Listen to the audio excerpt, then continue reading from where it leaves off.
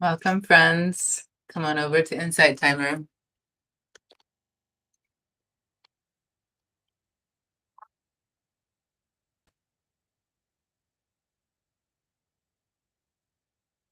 Welcome. Hi,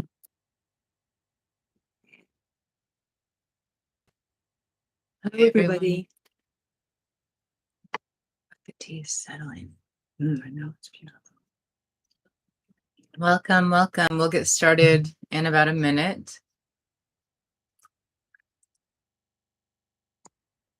How is our sound while we're waiting?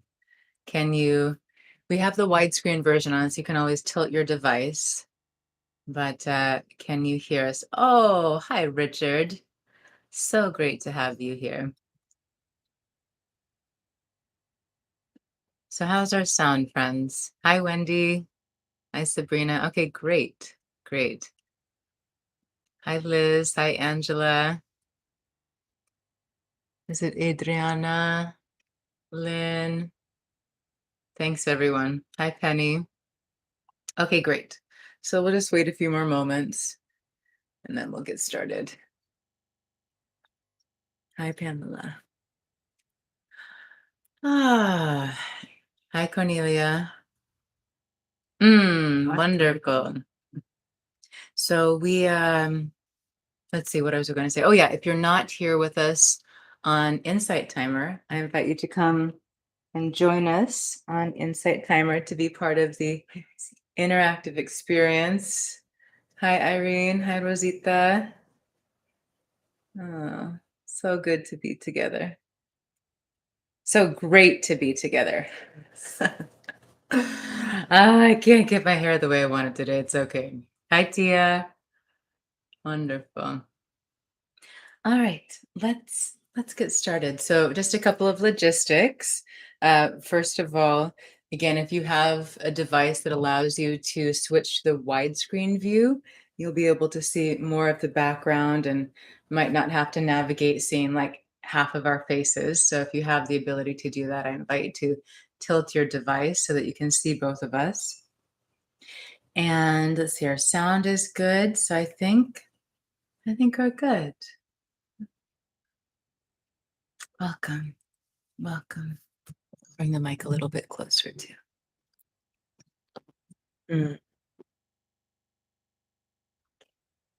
Can you hear me if I'm speaking softly? Can you still hear me with that mic? See us, hear us? Everything's still good? Hi, Rika. Okay, great. Thank you. Welcome. My name is Selena Layel. This is our weekly satsang that we have together. And today we have a very special guest, beloved teacher, beloved mother, beloved friend. Bless you. Excuse me.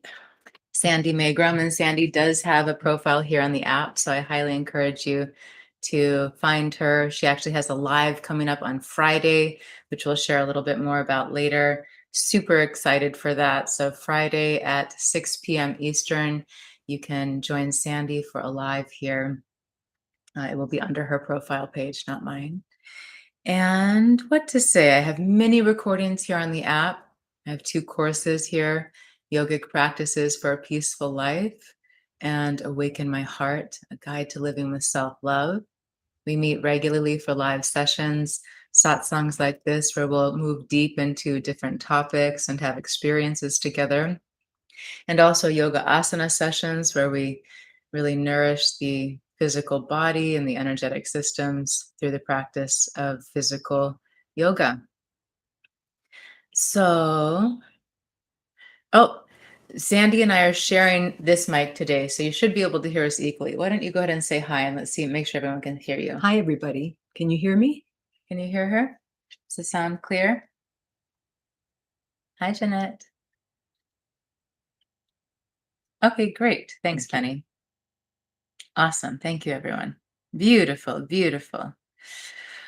Okay, wonderful. Do you want to just maybe say hi and give a brief introduction for anyone who hasn't met you before? My name is Sandy Magram, and I'm the mom of this beautiful being and two other boys. And I live in Fairfield, Iowa. I've been a teacher and have been meditating for over 50 years. And I'm an awakened life teacher with Saima and our teacher, our guru, and also a Mary Magdalena practitioner.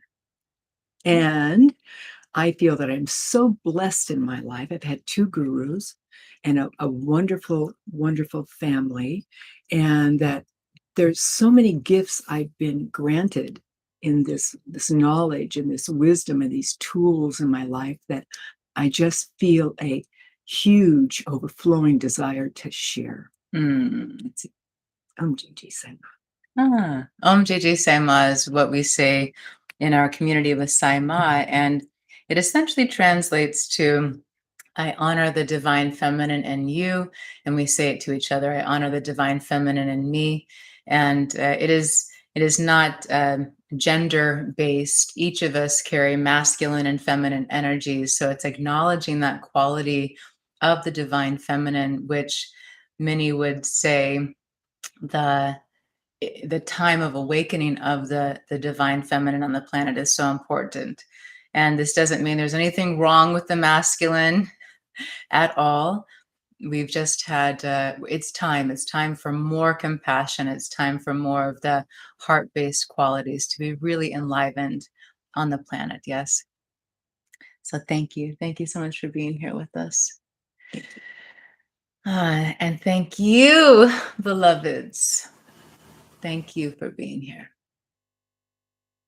I actually just returned from a weekend with our beloved Saima in San Diego, and I was bringing these qualities of energy into uh, my thinking today about what we might explore today in our satsang. And what I've been Well, first of all, why don't we center together? I think the body might have a little bit of a head cold, so the brain and mind aren't working very clearly today. So let's center. I could use it. We could all probably use it. Yes. So let's bring the hands together at the heart. Again, if your device allows you to turn your screen horizontally, it will allow you to see more of the full picture we have here today. So the palms touch at the heart. This is an ancient yogic technique that is very powerful for bringing us into a greater sense of feeling balanced and centered inside. So sit tall, and if you can't move your body, you can just visualize doing this. Let's roll one shoulder up, back, and down, and then the other shoulder up, back, and down. Let's take a breath in together and out. And then we'll inhale as we reach the right arm all the way up. The left hand comes down by the navel. Exhale slowly. Feel like you're moving through honey as you bring the hands back to the heart. Inhale the left arm all the way up. Straighten the elbow if you can. Right hand comes down by navel. Exhale slowly back to the heart. Soften the face, the jaw. Inhale, right arm up, left hand by navel. Exhale.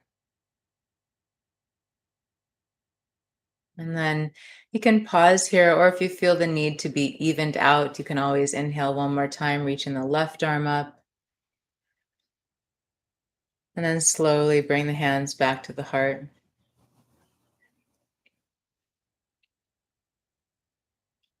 Feel your palms touching. Close your eyes for a moment. Allow a space between your teeth and your lips.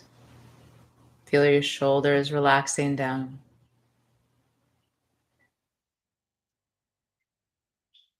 Slow, deep breaths.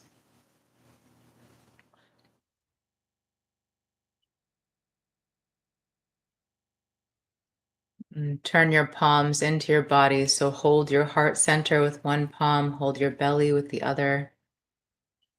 Continue to breathe deeply. Feel your shoulders relaxing down, your hips heavy. Feel your belly softening, the heart of the space of the heart softening.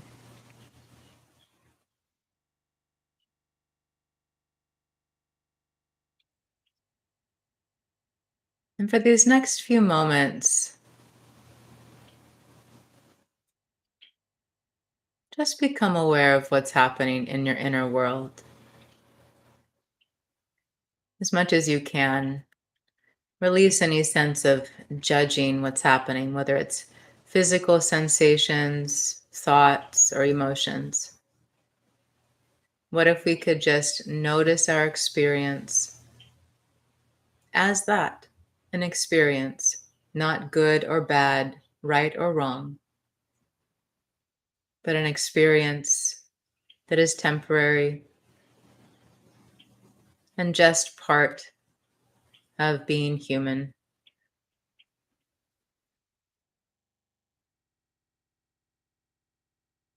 You might even say, oh, the body's feeling pain, and just for now, I can let that be okay.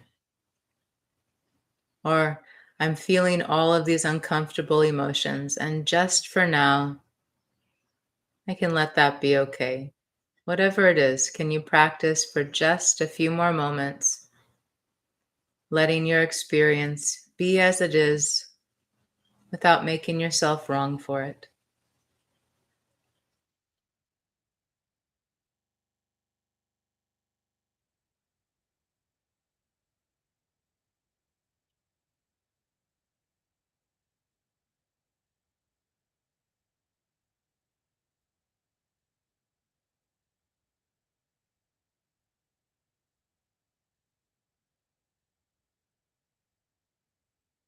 Now say something kind to yourself, maybe something caring or compassionate, loving.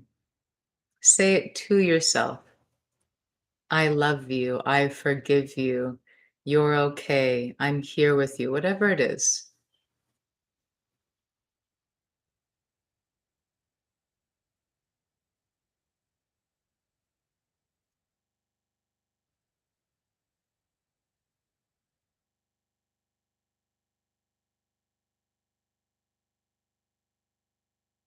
Take a deep, slow breath in.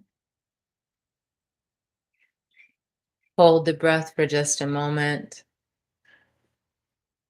And exhale, release all of the air. When you're ready, slowly open the eyes.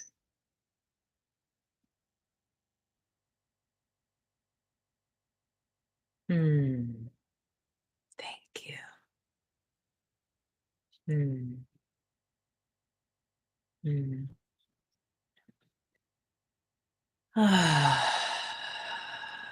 Let's do that together. Take a deep breath in.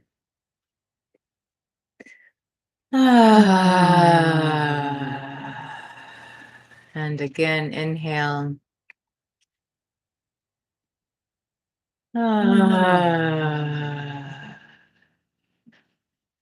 Great. Thank you, everyone.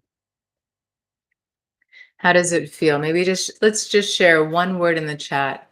How do you feel after taking just a few moments like this to center? Just one word in the chat. How do you feel? There's no right answer. If you're still feeling really funky, no issue.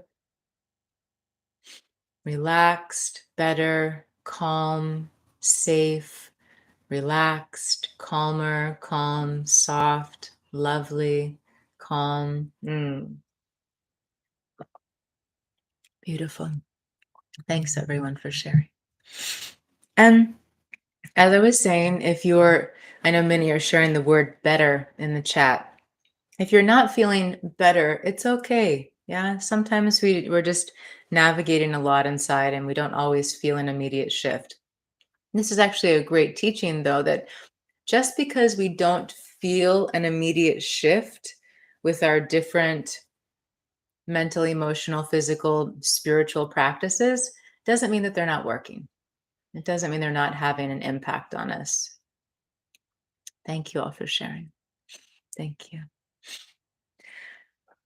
So today, what I was feeling for us to explore together is sadhana and maintaining a higher vibration.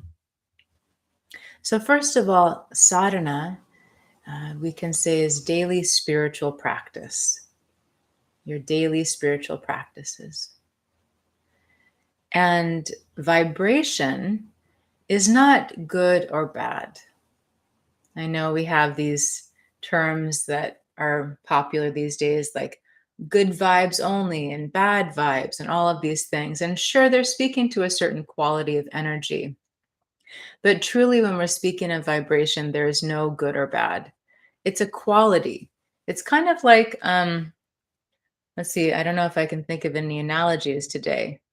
They're not coming, so I'll just leave that. But it's like this: rather than thinking about a high vibration as good, we can think about it as a vibration that is faster. It is a faster vibration, and so it's naturally more expanded. And lower vibrations are slower, they're more dense, they're more, like in this heaviness of the gross matter in this creation. So high vibration is faster, it's more expanded. Low vibration is slower, it's more contracted. One is not better than the other. They are different qualities of experience. And we can, sometimes it's helpful to think about this by way of emotions. For example, some high vibrational emotions are Love, love, joy, joy, laughter, laughter. That's not an emotion, but that's an experience, Yeah. definitely. of joy, Yes. grace. Grace, gratitude, Right. gratitude. So these emotions, the same thing with the emotions, there are no bad emotions. There are no bad emotions. Every emotion is an experience that comes. And quite often, the emotions that we label as bad emotions, they're very powerful in our lives. They're transformative. They are messages showing us maybe where we need better boundaries, or where we need more rest, or where something isn't working for us, or maybe we just need to be more kind with ourselves. So there are no bad emotions either. But the same way that high vibration is more expanded qualities of experience, like joy and gratitude and love, there are also emotions that resonate in lower vibration, meaning they're slower, they're more dense, like Sadness, sadness, fear, fear. jealousy, anger. Yeah. Jealousy, anger, resentment, shame. These emotions are not bad.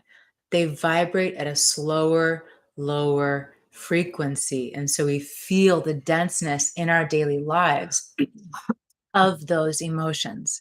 So, again, this is not about good or bad. This is about becoming aware of the quality of life we are experiencing by way of our thoughts, words, actions, and therefore our emotions and the experiences that we're having physically. So, who here thinks that you would rather live in a high vibration in your life? Remember, there's no right, wrong, good, or bad. Who would rather live in a higher vibration? Just drop an emoji for us. And if anyone feels to share, well, maybe that's not necessary. Um, hmm, yeah, my brain just is off today. So I'm just going to keep going rather than trying to think. Yeah. Yeah, many of us would like to live in higher vibrational frequencies. And do feel free to share in the chat. Just that, like, in a couple of words, why do you think you want to live in more of a high vibration? This is for you personally. It's not about the right answer. Like, why do you want to live in more of a high vibration? Why do you want to live in a more high vibration? It feels so much better. Yeah. It's what I put out in those moments. It's the energy that I can share is a higher vibration. Mhm. Yeah. I know for me, one of the main answers is when I'm in a higher vibration, I experience greater freedom. I'm not, here, I'll share in just a moment. Someone's sharing more satisfying for the world, for the beloved community, more ease and peace, less miserable, everything flows. Um, yeah, less exhausting. Great. So we have some awareness of why we want to be in a high vibration. And what I was just speaking to is when I'm in a higher vibration, I am not at the like when I'm really in a high vibration, I'm not at the mercy of the habitual thoughts, the fearful thoughts, the stressful thoughts. I'm not at the mercy of emotional reactions. When I'm really in a high vibration, it's kind of like things come into my field and they kind of just go bing. They just kind of like move off of me rather than, oh, somebody said something and it's making me think this and feel that, or somebody did something to me, right? These experiences that we have in our day to day lives, it's kind of like they come in my field and they just kind of bounce away. So for me, that's one of the main reasons that it's really valuable, invaluable to keep my frequency high. So it's kind of clear for many of us, right? Why we want to live in a higher vibration. But how do we do that? How do we live in a high vibration? And here's a great question. I'm calling my own question a great question. What if the experience we're having is we are just in a really dense vibration? We are just totally in this muddy water of fear or pain or separation. What do we do to raise our vibration when we feel like we just don't even know how or like we can't? Because I think this is really important to acknowledge. And I'm going to start one place and then we'll move to another. How you doing? Good. Thanks for being here with us. And Just pouring your love and grace out. I feel it. So firstly, and this is actually in alignment when we're speaking about higher vibration anyway. If we're feeling like we're in a really low vibrational place, a place of heaviness, a place of pain, whatever it might be, darkness, I see Rika said acceptance and self-compassion. This is the place to start. Rather than beating ourselves up or telling ourselves that we have to be in a higher vibration because it's better, to just start by meeting ourselves with compassion, which is not an easy thing for many of us. That's why I created the self-love course. Practice, practice. But to meet ourselves with some compassion. Many of us can get caught in spiritual bypassing, which is a term that speaks to saying, oh, well, I'm supposed to be happy. I'm supposed to be in a high vibration. So I'm not going to feel this fear. I'm not going to feel this anger. I'm not going to feel this shame. And rather than actually letting those energies, those emotional energies move through us, we repress them. So it's really important when we're feeling something to find a healthy way to tend to that emotion. And I'm not going to go into that deeply today. We speak about it often. If you're newer to our time together, I invite you to check out the different recordings I have. The self soothing practice is a great tool for a way to tend with two emotions rather than repress them. Self soothing practice. So the first thing is we can meet ourselves with greater compassion and kindness. Anything to add on to that part? well, my mind keeps getting pulled to Cornelia's comment, Oh, what does it say? which is that what do you feel when you're in a high vibration? And she says, it feels easier, but will not change anything. I change more when I'm in a low vibration. Mm. Mm. Something specific you wanted to say to that? Well, it's almost like when we become aware that we're in a state that we would choose otherwise some sort of contraction, a lower vibration, then in those moments we have the choice to shift if we have the tools to be able to do that. But it starts with awareness.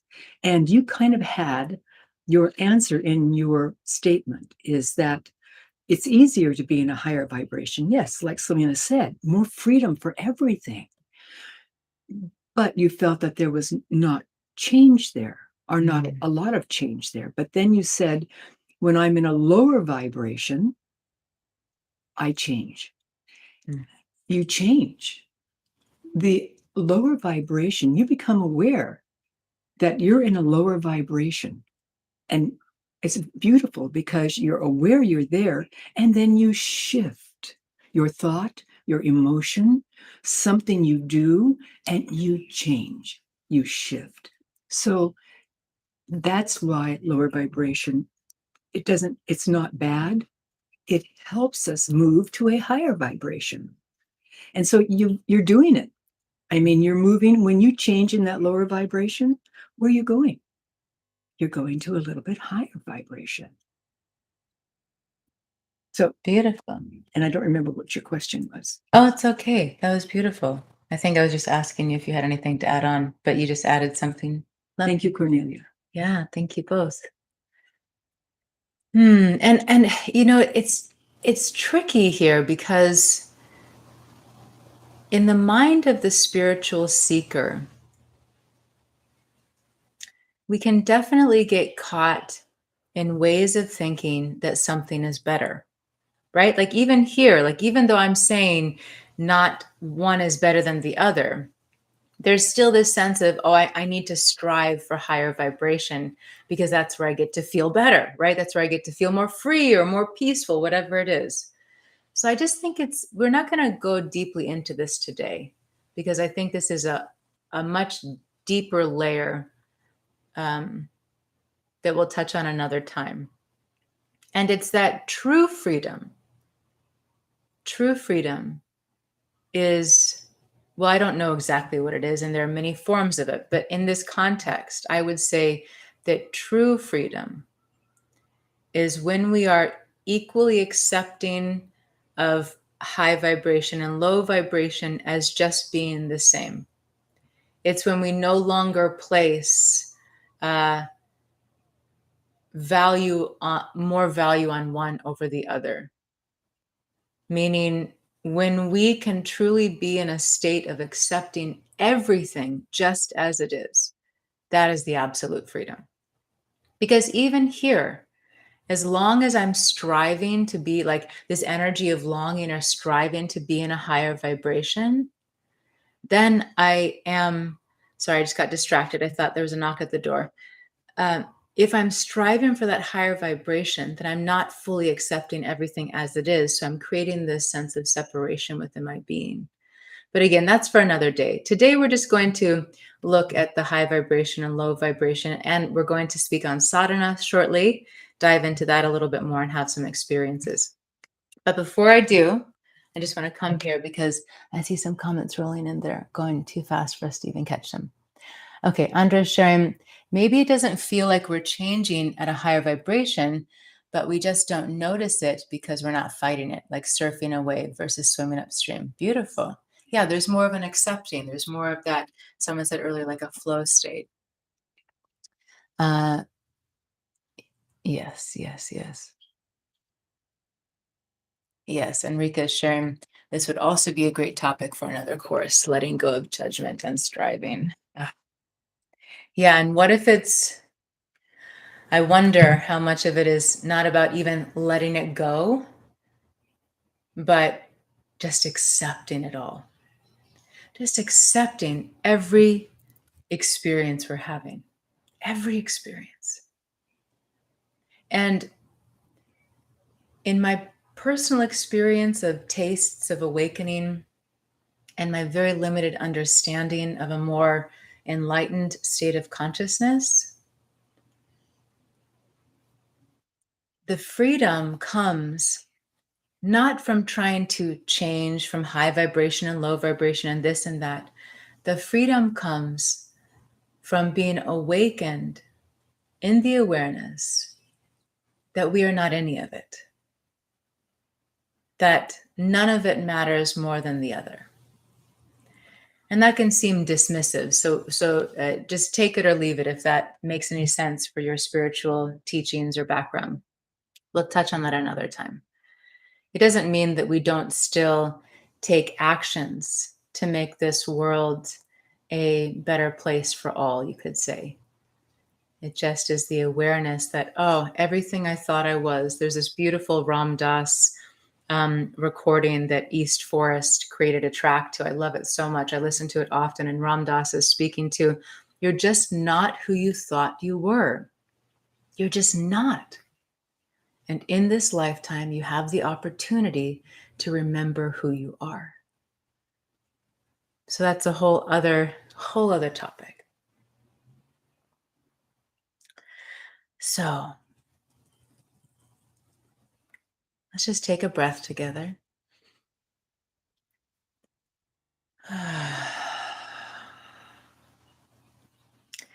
And I'll look for the words for the energy I'm wishing to express. We've been looking at high vibration and low vibration through the lens of why do we want high vibration? Because it feels better, right? Free or peaceful, whatever it is. But I'd like to speak to something else. And it's a quality of experience that I know and that I'm living right now. Living in a higher vibration, I would say, is also more of an embodiment of who I really am. Yes, as I shared, I feel more peaceful when I feel more free when I'm in a higher vibration. But why do I feel more free in a higher vibration? Because I'm less identified with myself as a body. I'm less identified with the mind. I'm less identified with the emotions. I'm less identified with these temporary experiences of this magical, exquisite human life. It's all the things, right? But I'm less identified with myself as this experience in a higher vibration. And that's where the freedom really is. It's not necessarily an emotional freedom, it is a freedom of existence, a freedom of being, a freedom of consciousness. So I just like to plant that seed of awareness that this goes even beyond emotion. Before we move into sadhana, is there anything you'd like to share? No, I'm having a great time listening to you and reading all the comments. It's wonderful. Great. Great. Welcome to Gunila. So, how do we cultivate a higher vibration? Not because it's better, not because low vibration is bad, but because higher vibration, we could say, is taking us into embodying that who we truly are, however you wish to think of it. Maybe you think of yourself as stardust. Maybe you think of yourself as light or as soul or spirit or consciousness, Atma. However you think of yourself, that high vibration, the higher self, the capital self, I mean, right? Like the big S here. However you think of the true self that you are, eternal presence, whatever it is, when we are in higher vibration, we are creating more space inside of this physical reality to embody that presence that we are and to experience life as that presence that we are. So, sadhana, daily spiritual practice, is so, so, so valuable to maintaining a high vibration. It's kind of like when we have our spiritual practices, maybe for you that is meditation. And I would like to clarify because there's so many ways that we can commune with life, right? Taking a walk in nature can be a meditation. Swimming in the ocean can be a meditation. Sitting down and chanting mantras can be a meditation. There are so many ways. And yet, for many of us, due to the patterns of our minds and emotions, having very specific spiritual practices are really valuable to help uplift our vibration. Yes, everything in this world, if we look through it through a tantric perspective, every single experience that can be had in this world can awaken us to our enlightenment. And each of us are already enlightened. We're just covered by layers of unconsciousness. But everything in this world can bring us into a state of enlightenment. But I think, I don't know if the word is but here. My limited understanding, again, because I'm not in an enlightened state of awareness, is that for many of us, our mental and emotional patterns require that we have very specific techniques that we use to uplift our vibration. Otherwise, we might say, okay, I'm going to use my walk today in nature as my meditation, but maybe the entire time I'm just in an agitated state, or the entire time I'm letting my mind just kind of, I won't say that term today, but just letting my mind kind of be caught in loops and I'm not even actually present.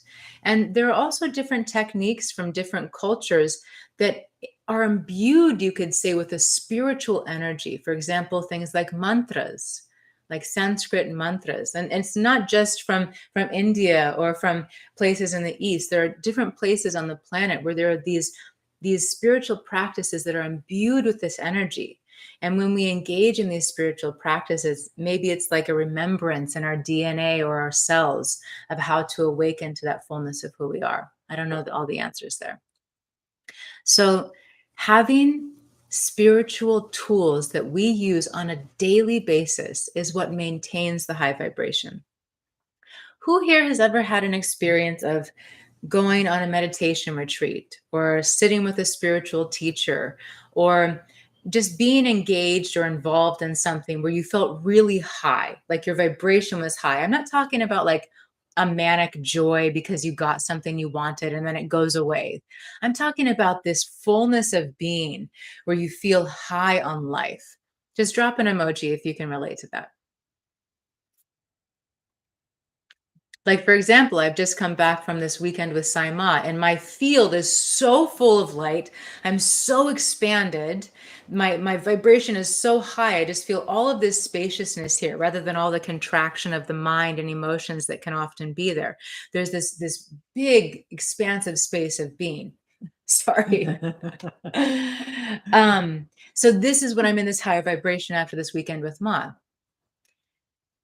And who here knows the experience of that shift where it fades, where that expansion that you felt faded, this high feeling of just being fully expanded or whatever it is, it starts to fade, and then before you know it, you're like, oh well, that didn't last.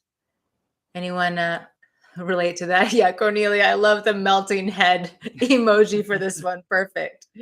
Yeah. So this is why sadhana is key. This is why sadhana is absolutely invaluable, because sadhana, specific spiritual tools to uplift our vibration, is what helps us maintain that expanded high vibration. See, many of us are looking for a quick fix. We have this kind of mindset that says, like one and done, right? Like, oh, go be with this spiritual teacher and I'm going to get enlightened. Or go to this retreat and the good that I feel is just supposed to last. No, we maintain it. I've even heard that very high beings, meaning, again, not high as in better, just more expanded in the oneness consciousness, that even beings in oneness consciousness sometimes still, I don't know if sometimes or always, I don't know the answer here, not always probably, but they still maintain their sadhana.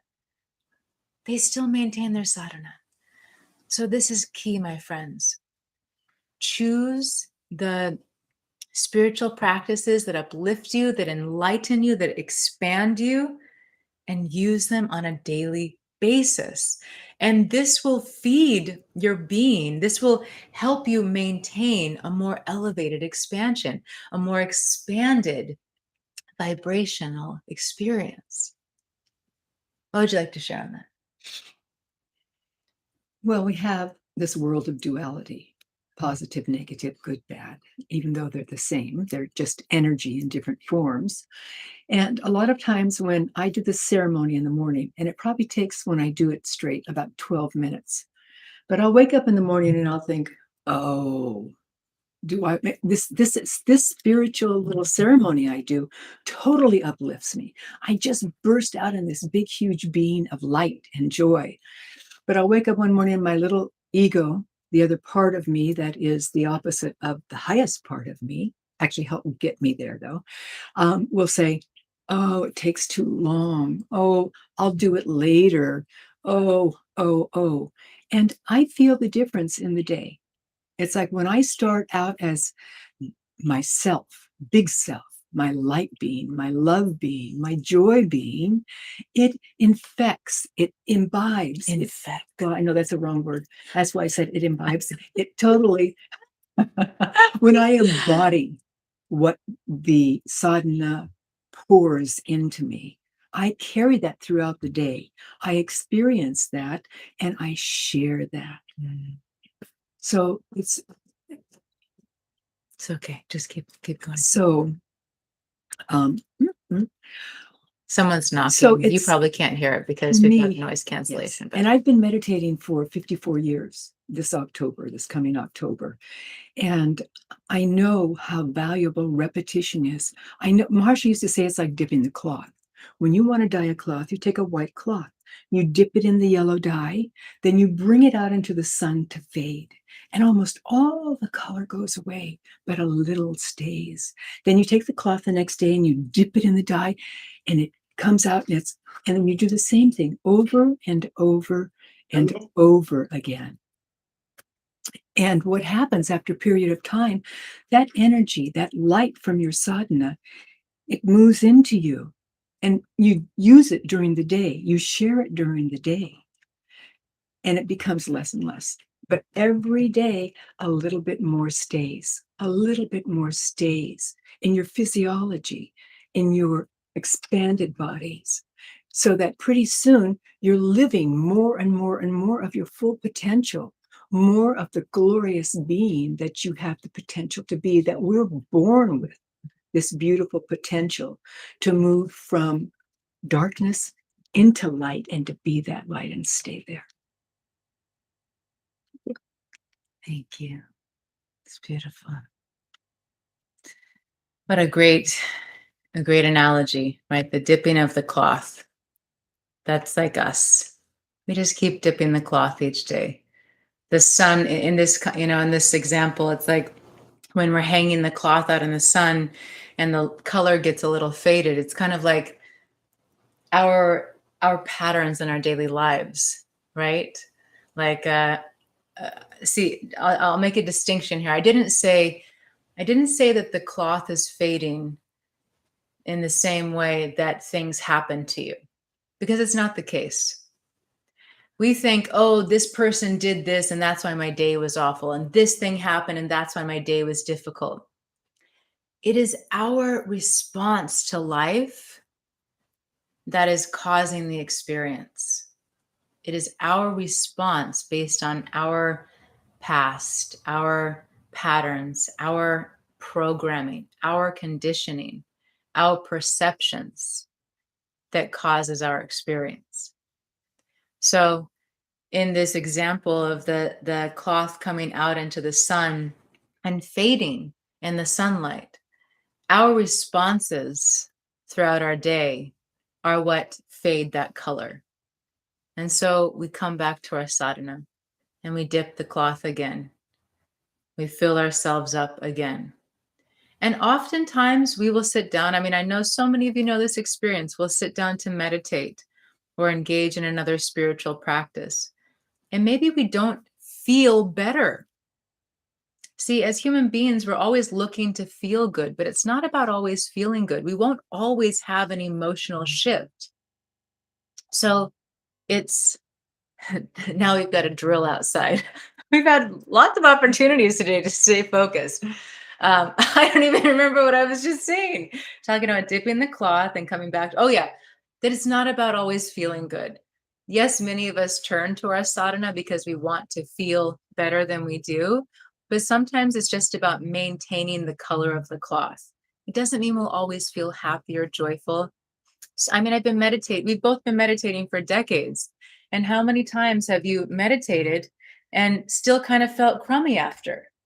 Lots. But it doesn't mean it's not benefiting us. It doesn't mean it's not working. It doesn't mean it's not supporting us.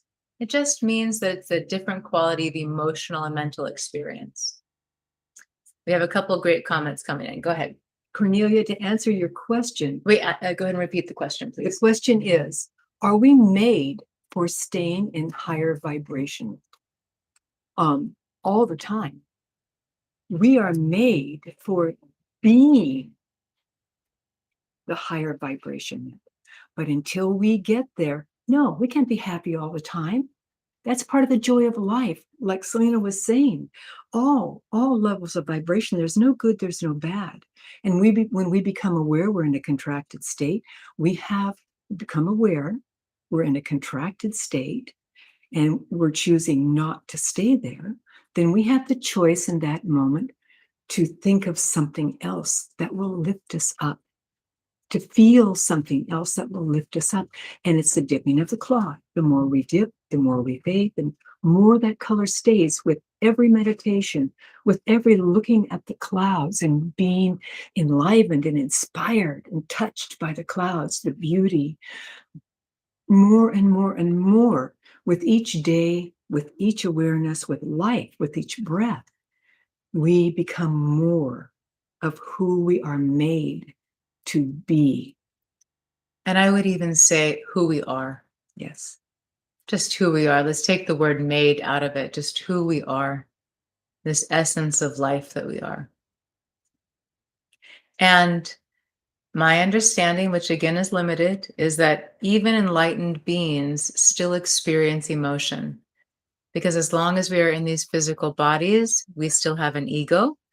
And as long as we are in these bodies, we still have emotional experiences. One of the differences is that when we are awakened to the fullness of who we really are, we again do not identify with the ego. We do not identify with the emotions or the body.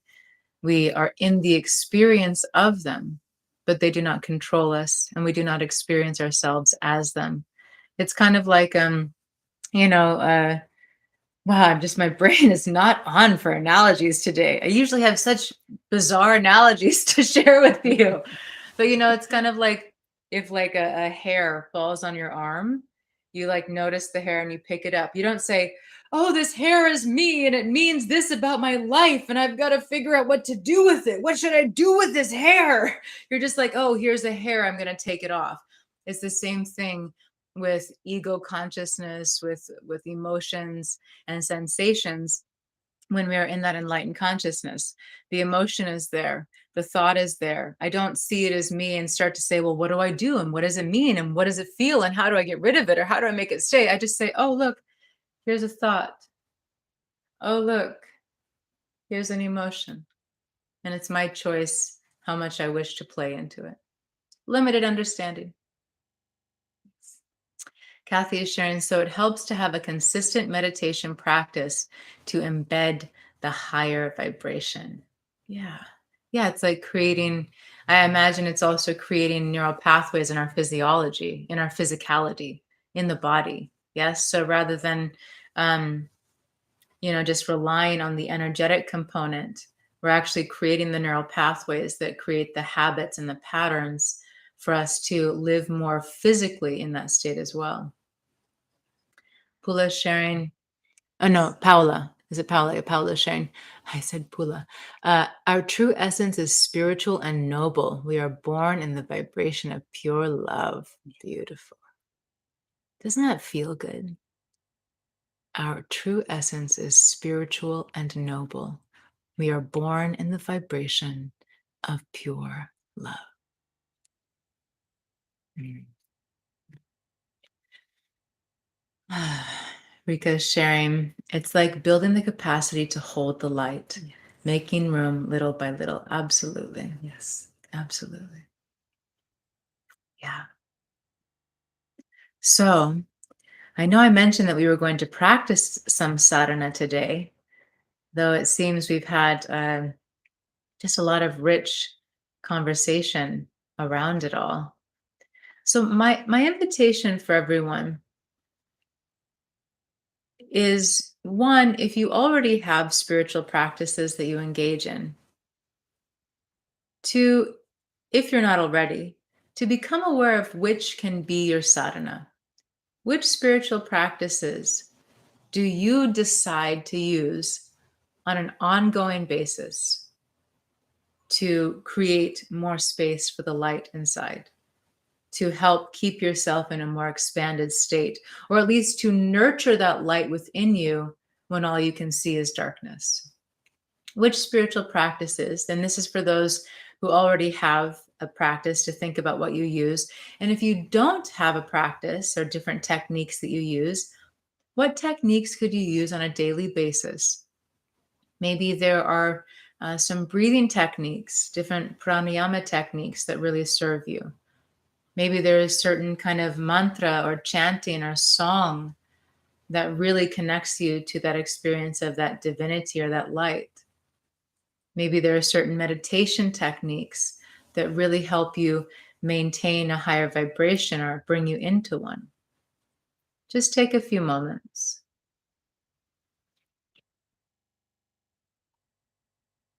And maybe you have a few. I have quite a few, actually, quite a few techniques that I've learned throughout my life. And although I will always meditate in the day, like meaning sitting quietly and either sitting in silence or sitting with my mantra or a different mantra. Like this is kind of my foundation, but I'll often use other techniques as well. Maybe japa, mantra repetition on a mala, or maybe chanting, or maybe different pranayama and breathing techniques. So it's not like you have to choose one thing forever and always, although consistency can be helpful for building habits.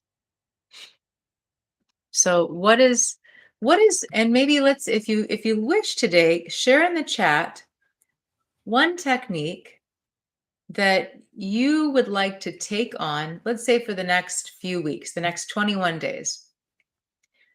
What is one technique that you would like to take on for the next 21 days?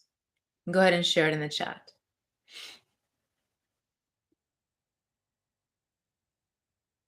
I love reading your comments about techniques you're already using. Beautiful.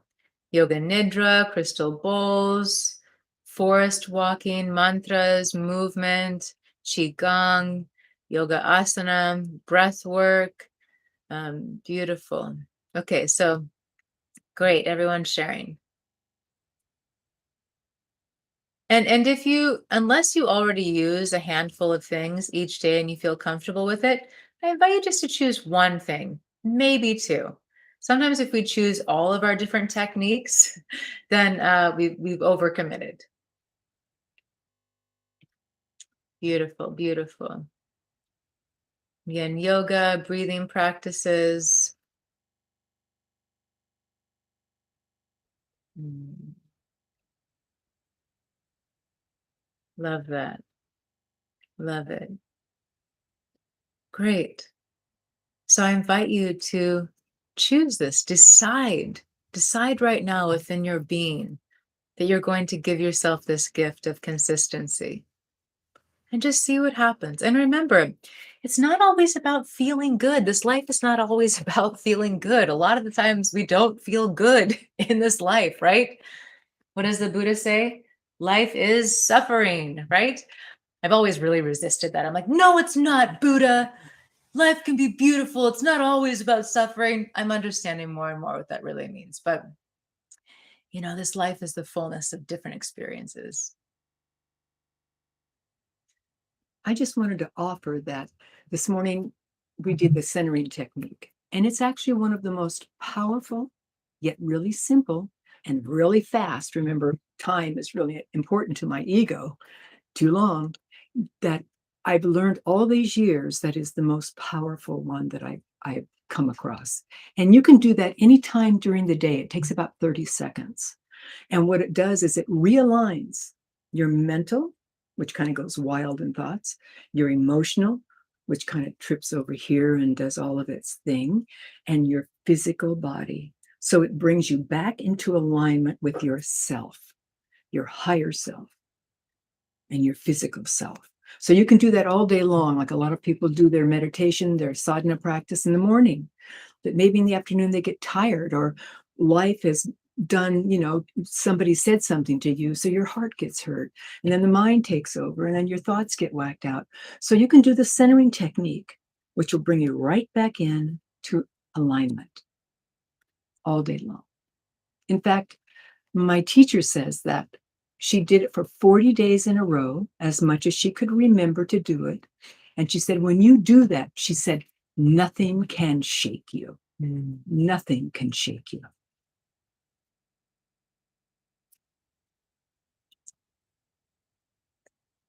Awesome. Yes, Paola, we did the centering technique earlier, but we can do it again. Why not? Would you like to lead? Sure. And just, I always like to mirror what I'm doing. Oh, no, you do it. No, you can, I have faith in you. So just say right, but raise your left arm.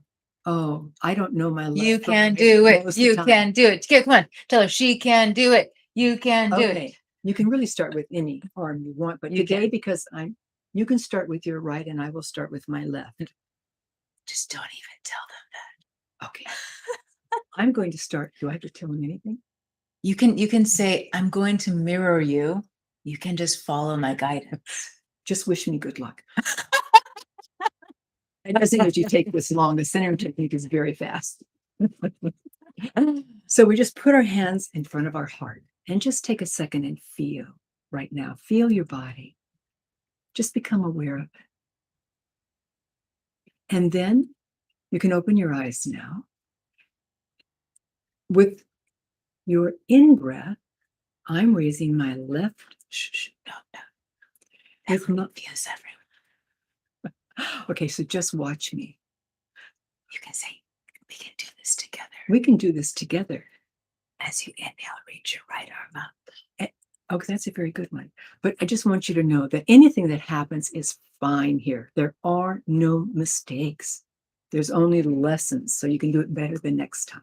And you can totally do this starting on either arm. It's just easier when we're in a group to give the guidance to start with one side. But come on, this is great. That took enough time to do 8 days. I mean, 8 times. Come on, you can do it. Okay. All you have to do is say, reach your right arm up the way you would. Okay. But reach your left arm up. Okay.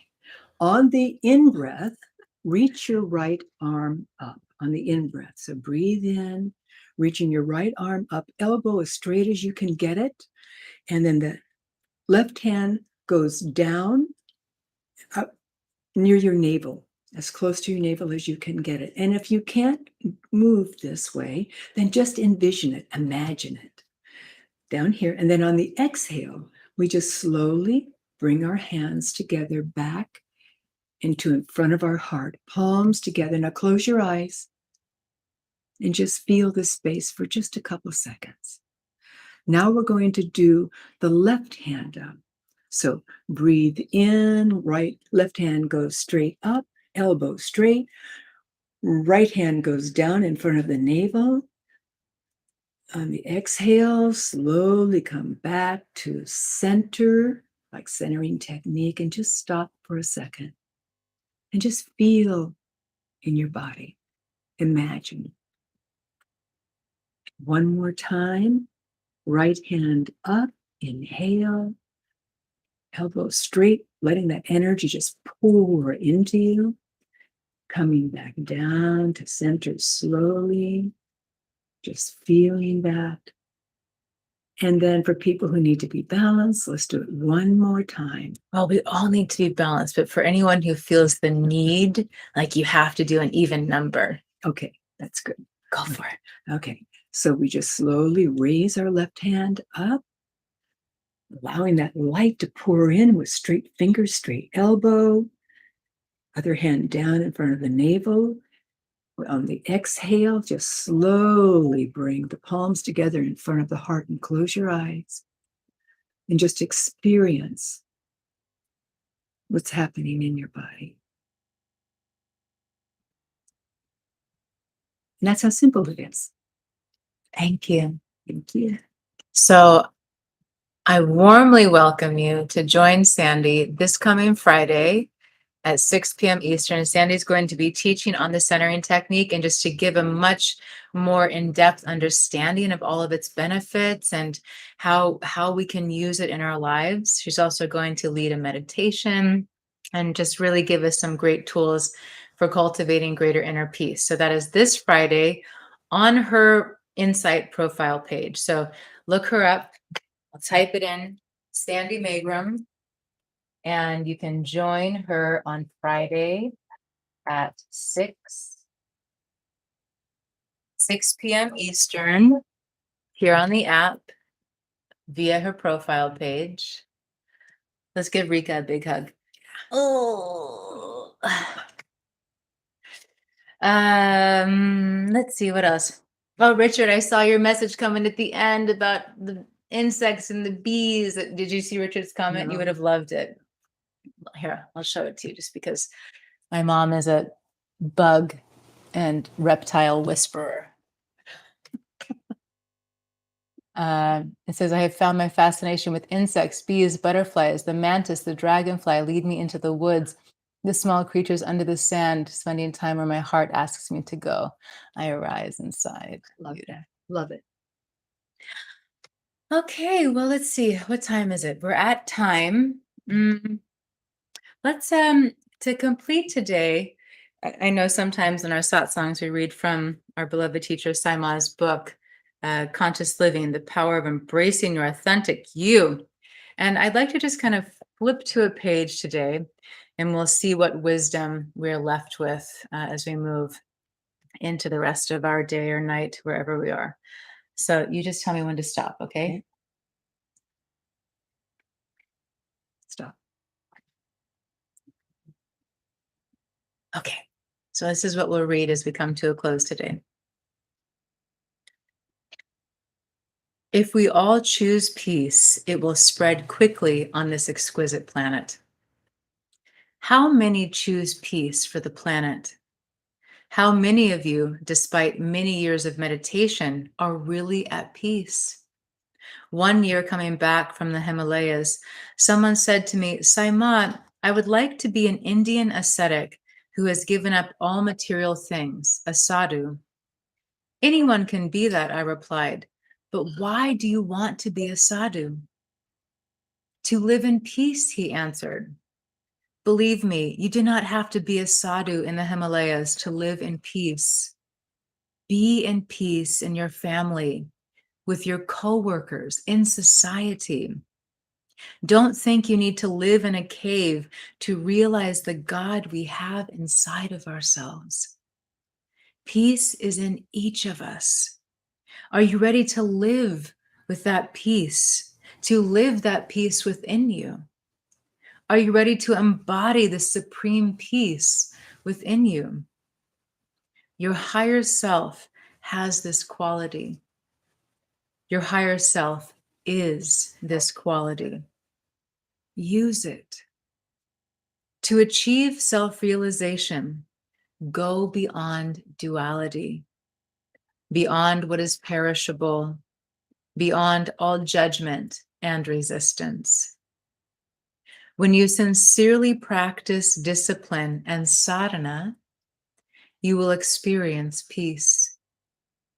Sadhana is the seed of divinity. As soon as you choose to know the self, it will clearly reveal its divine peace. Continue your practice so that peace, the fruit of your practice, comes to you. Peace, tranquility, and serenity exist in everyone.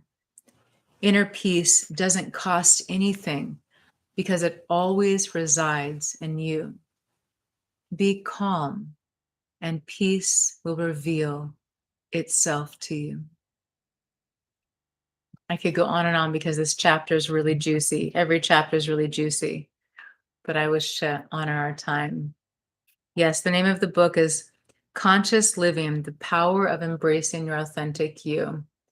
It's one of my go-to books. Conscious Living, The Power by Her Holiness Saima. Her Holiness Saima is the name of our teacher. Yes. Ah, beautiful. Any last words for our beloveds? Just be kind and gentle to yourself. Have compassion and know that there are no mistakes, that there's just the next step, just the next step. Same thing with sadhana, just the next step, more light, just the next step, more light. Yes. Just one step after the next. Esme, I'll look. I don't think there's a signature on the front. I'll see if I can find it for you for next time. And I just want to, I know a couple of you shared how much you're enjoying the self-love course and the self-love affirmations. And I'm so grateful to be in that journey together of self-love. And for anyone who is unaware, I have a self-love course here on the app called Awaken My Heart, A Guide to Living with Self-Love. And everyone is warmly welcome to join us. It's a really beautiful experience. Okay. Thank you very much for letting us come and play with you. Love you. And ourselves. So much gratitude. Yes. Thank you. And if you're not already part of our group on the app, Love Heals All, I warmly welcome you to join us there. Love Heals All. If you're joining for asana, we'll be together practicing yoga asana together on Friday at 2 p.m. Eastern. And then we'll be together again a little later with Sandy at 6 p.m. Eastern. You may or may not see a special guest pop in at some point. Until then, again, you can find Sandy and join the live on her profile page, Sandy Magram. And that is it for now. Love you. Love you. Honor yourself, enjoy yourself. Decide which practices, which techniques to hold in your sadhana, this sacred container for coming home to your beloved self. Love you. Love you.